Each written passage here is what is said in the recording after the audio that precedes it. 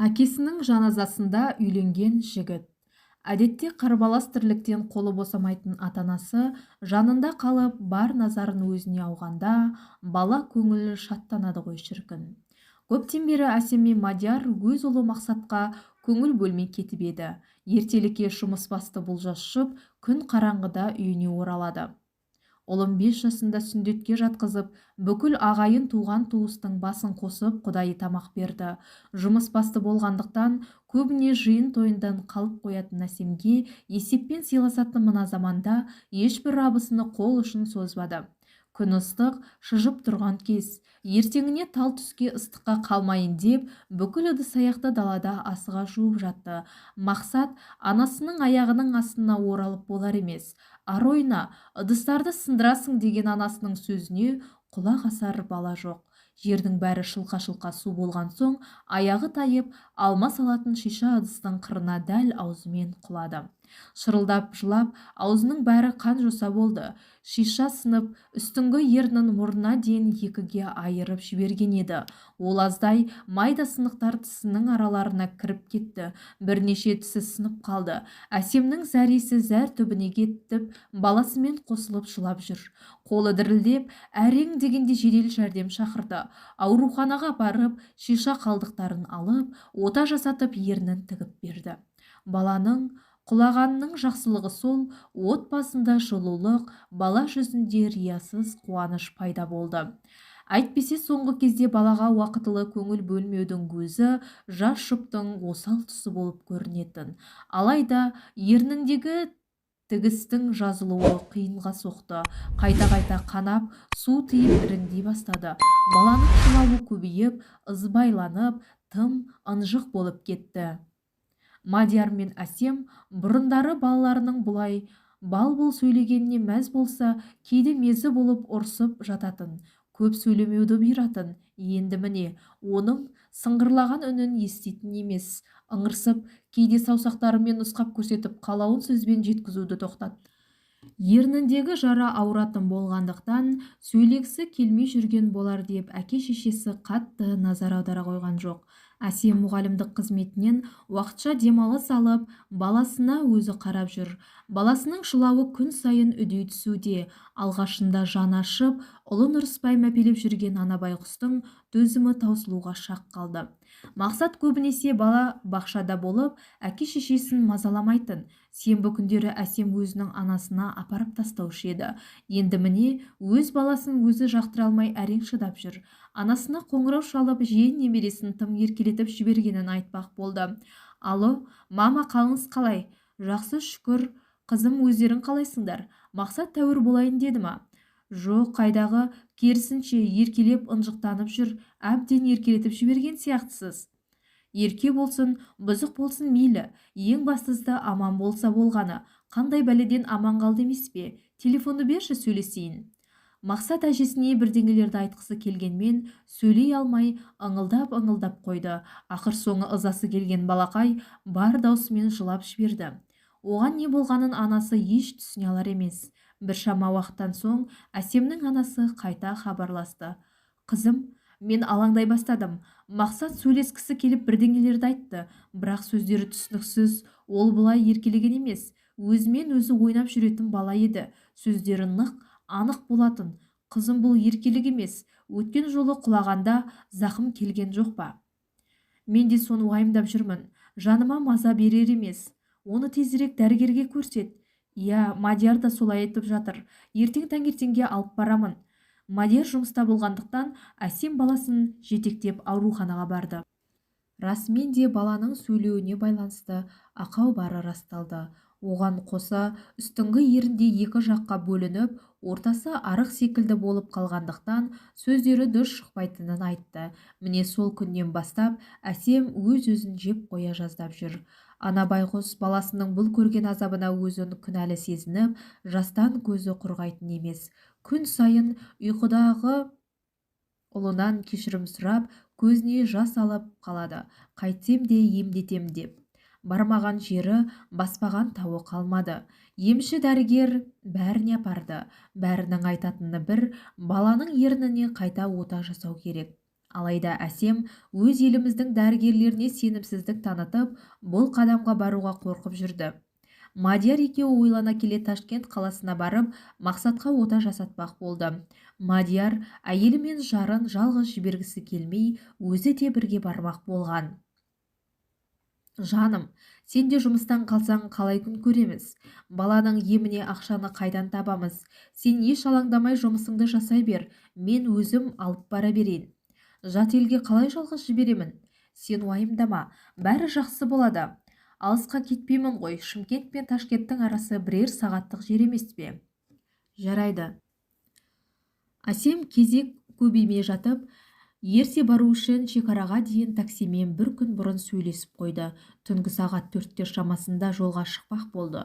Сондағы ойы таңертең ерте барып дәрігерге ұлын ертерек көрсету болатын. Түн қараңғыда ұйқыдан ұлын көтеріп жолға шығып кетті. Шымкент Жетісай үлкен жолда көліктері апатқа ұшырады. Үлкен жүк көлігі келіп, дәл Әсем отырған жақтан жеңіл көлікті соқты. Өкініштісі, Әсем апат орын алған жерде көз жұмды. Кіп-кішкентай баласын өз денесімен қорғап қалған байғұс әйел ерлікпен жан тапсырды десек те болады. Осылай боларын білгендей, Мадиярға сен бармай-ақ қой деп шырылдап жүргенін қарасаңызшы. Періштедей балақай анасының өлі денесін өз көзімен көріп тіптен шошып қалды. Әсемнің денесін Шымкентке моргқа алып кетті, ал Мақсат болса шырылдап жылаған күйі полиция бөлімшесіне жеткізілді. Әкесі келгенге дейін қара терге түсіп, тоқтаусыз жылай берді. Әкесін көрген кезде тіптен жылауы күшейе түсті. Әкесі мен ұлы екеуі бірі анасын, бірі сүйікті жарын жоқтап, еңірей жылай алды. Әсемнің денесін Мадияр ауылдағы әке-шешесінің үйіне апарып, сол жерде жаназа намазын оқылып, мәңгілік сапарға шығарып салды. Сол апатына кінәлі жүк көлігінің жүргізушісі бас бостандығынан айырылды. Анасының қазасынан соң Мақсат бұрынғысынан бетер ынжық, кесір болып ешкімге көнбейтін мінез пайда болды. Мадияр баласын әке-шешесіне тастап, өзі қалаға жұмысына оралды.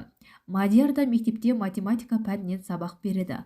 Анасы қаза болып, әкесі тастап кеткен балақай өзін ешкімге қажеті жоқ адамдай сезініп, бір бұрышта тығылып жылап отыратын.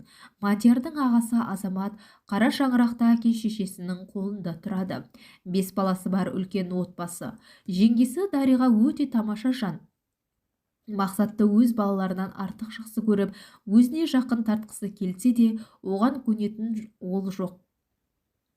Сен менің анам емессің, сен менің анама ұқсамайсың деп маңына да жолатпайды.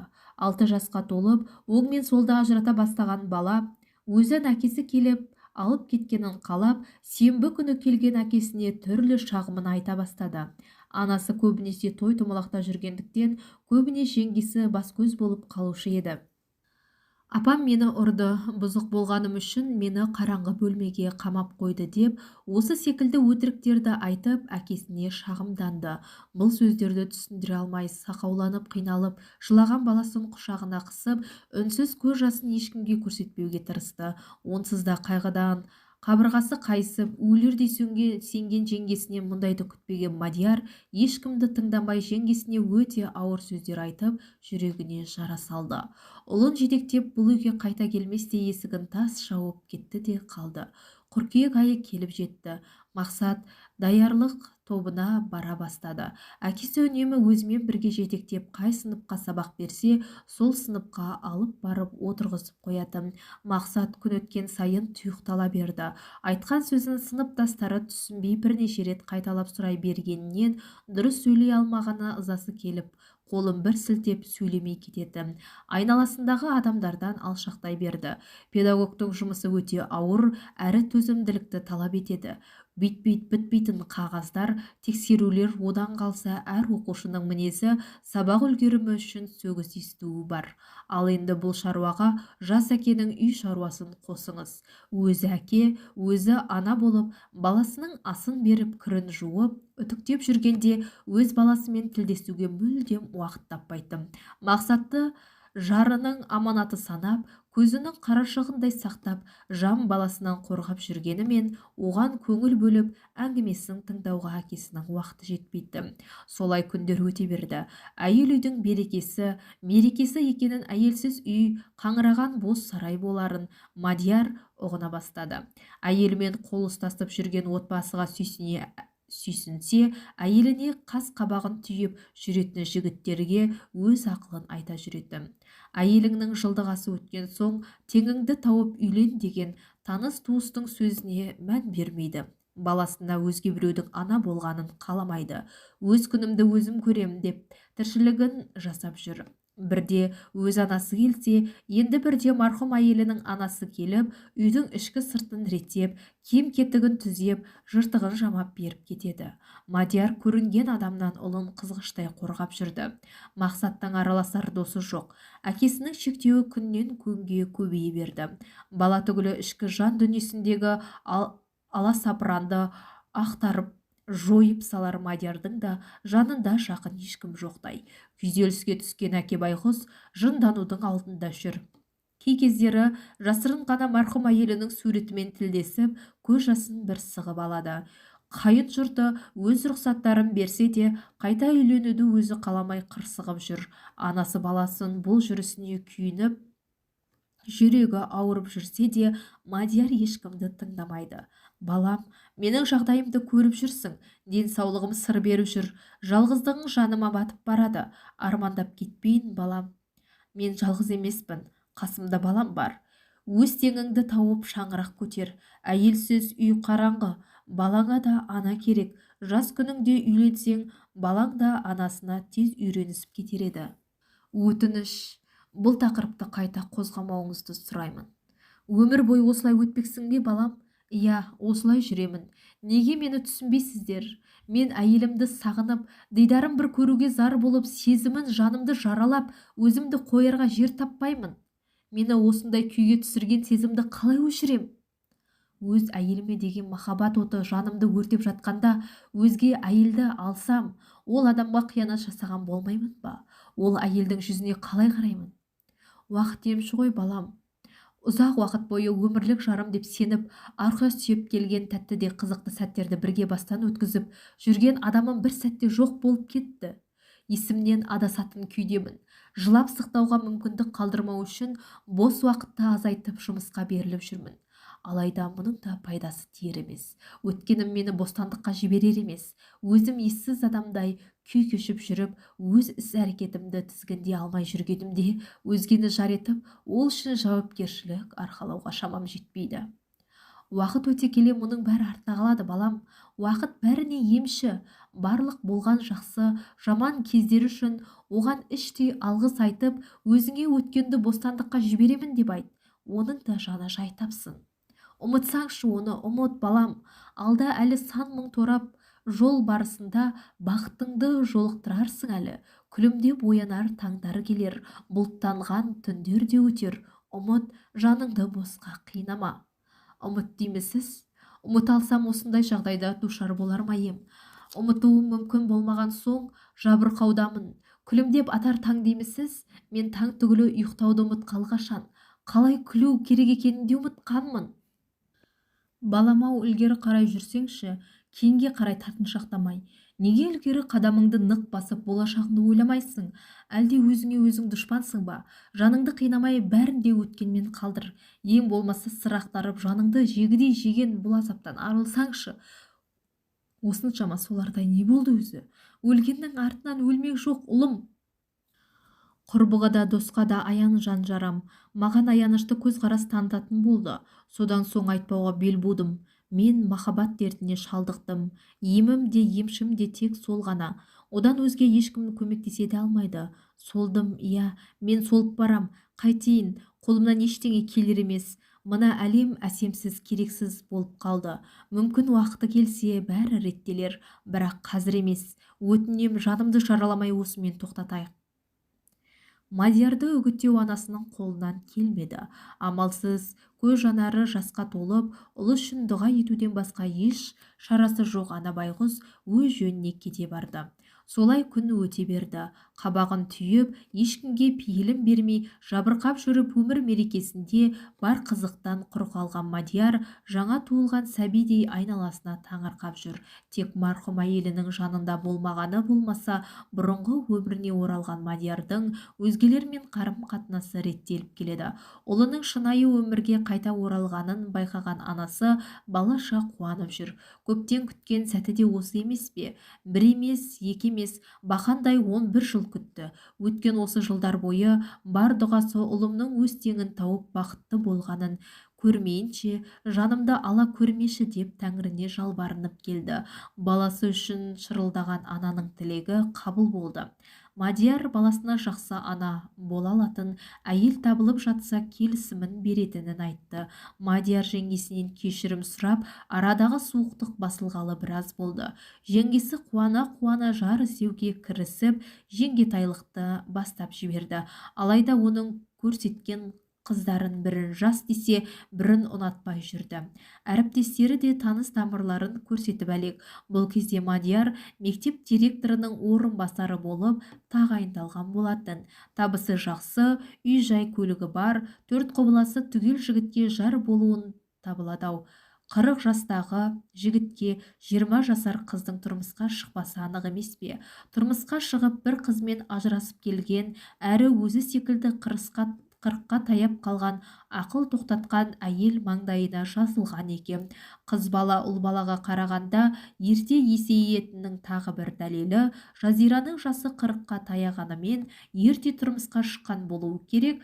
Қызы Сандуғаш 17 жасқа келіп қалған бой жеткен болатын. Мадияр еш қарсылықсыз Жазираны қызымен қабылдады. Ұлым әпкелі болатын болды деп мәз болып жүрді.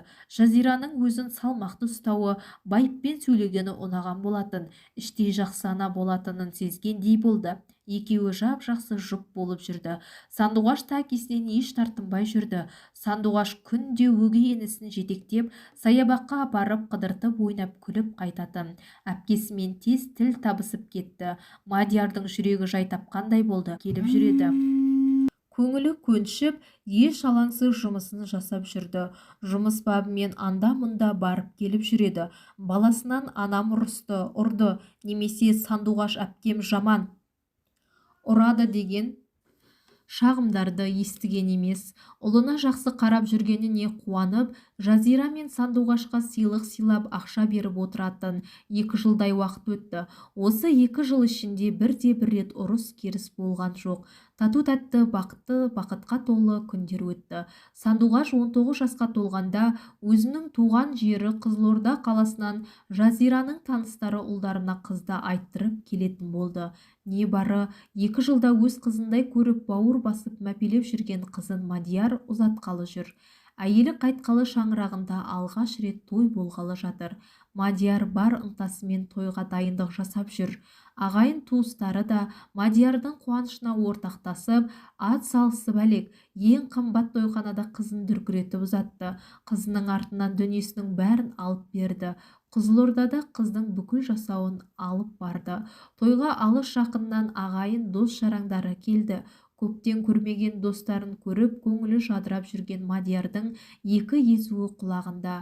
Жазираның әке-шешесі дүниеден өткен, тек бір ағасы Қызылордада тұрады, бір сіңлісі Шымкентте тұрады. Алғаш кездескенде жанында сол сіңлісі мен Сандуғаш болған еді. Осы 2 жылда төркінім деп тек сіңлісімен араласып жүрген Жазира аяқ асты ағасының үйіне Қызылордаға баратынын айтты. Әрі қызын сағынып жүргендіктен оны да бір көргісі келгенін айтып, көз жасын бір сығып алды. Қолына біраз ақшаны ұстатып, автовокзалға апарып тастады.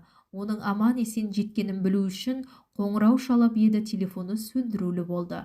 Біраз уақыттан кейін хабарласып еді, сол күйі өшіп тұрды. Қуаты таусылған болар деп өзінің хабарласқанын күтіп жүр. Телефоны шырылдаса елең ете қалады. Қоңырау өзі күткен адамнан екенін көріп, көңілі жабырқап қалады. Түні бойы қаншама рет хабарласқаны белгісіз, шыдай алмай Сандуғашқа телефон соқты. Оның да телефоны сөндірулі. Балдызына да қоңырау шалды. Ешбірінің де телефонына қоңырау бармайды. 2 жыл ішінде балдызының үйіне бармақ түгілі оның мекен жайын да білмейтін Мадияр екінші әйелін қайдан табарын білмей абдырап жүр.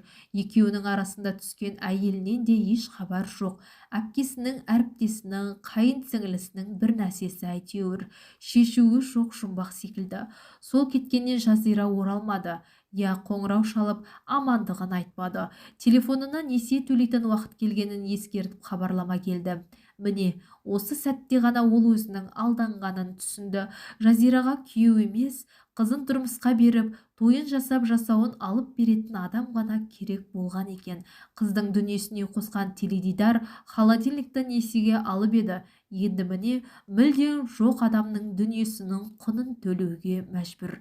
Бүкіл ел жұртқа масқара болып өсекке қалған Мадиярдың жүйкесі жұқара сыр берді. Ұлына жөнсіз ұрса беретін әдет шығарды.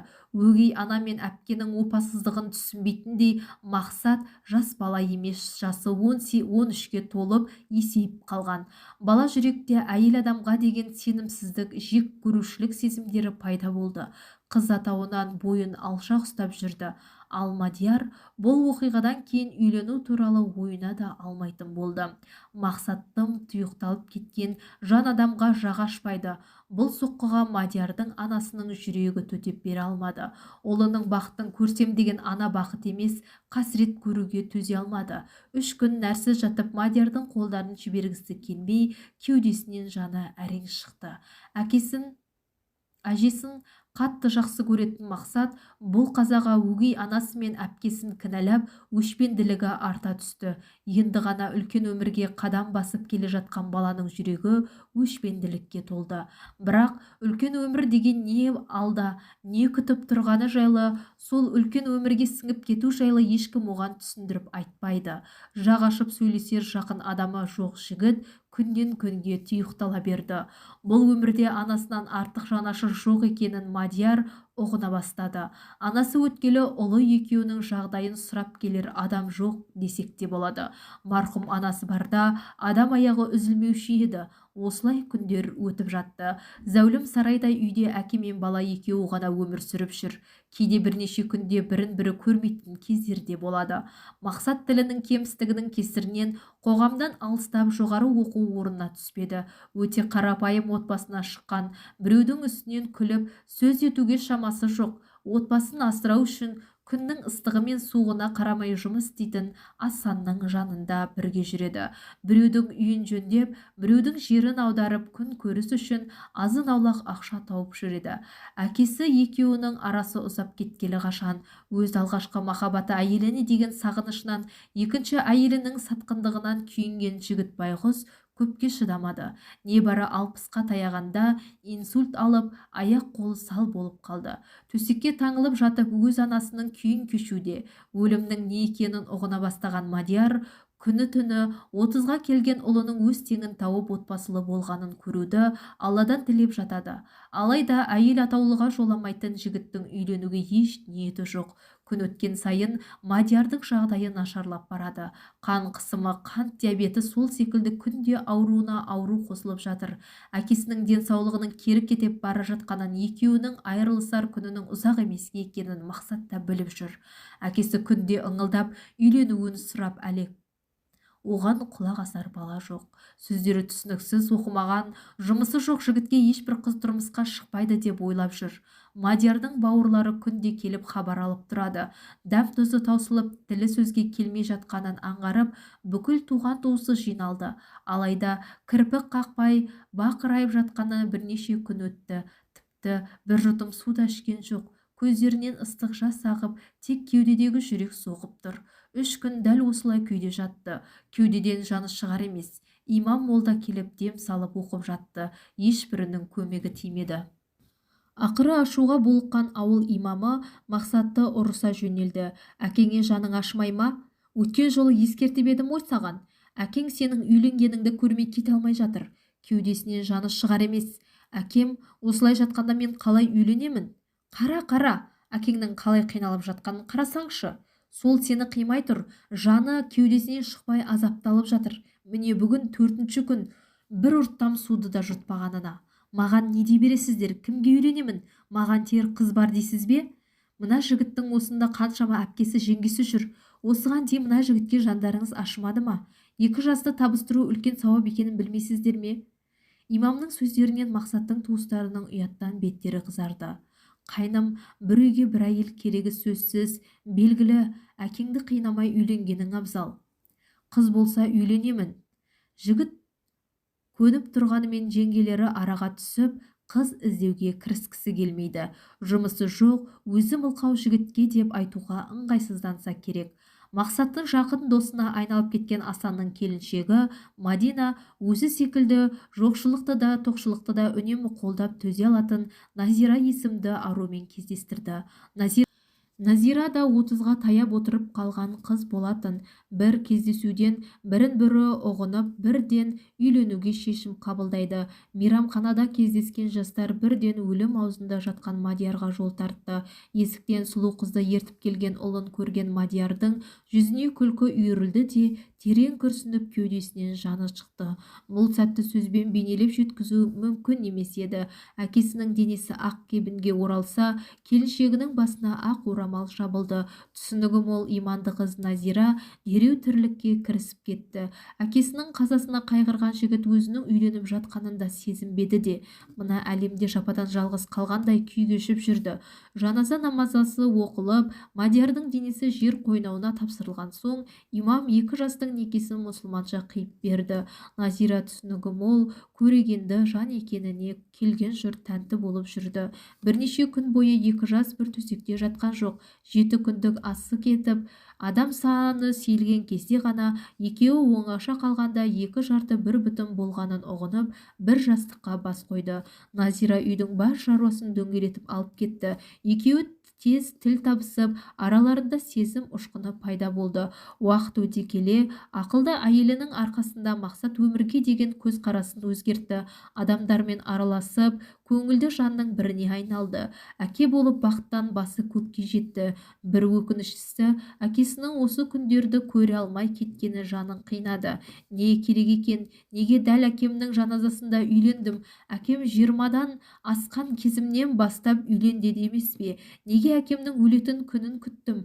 Неге өзімді өзгелерден кем санадым деп өз-өзіне сұрақ қойып, жауап таба алмай келеді. Иә, кейде адам бір әрекет жасау үшін бір нәрсе түрткі болады дейді емес пе? Дегенмен, адамның өзіне ниет болса, кез келген уақытта әрекет етіп жетістікке жете алатыны айдан анық. Достар, менің каналыма тіркеліп және қоңыраушаны басып қойыңыздар. Өзіңізге ұнайтын кітаптың аудиосын тыңдағыңыз келсе, комментарийға жаза кетіңіз.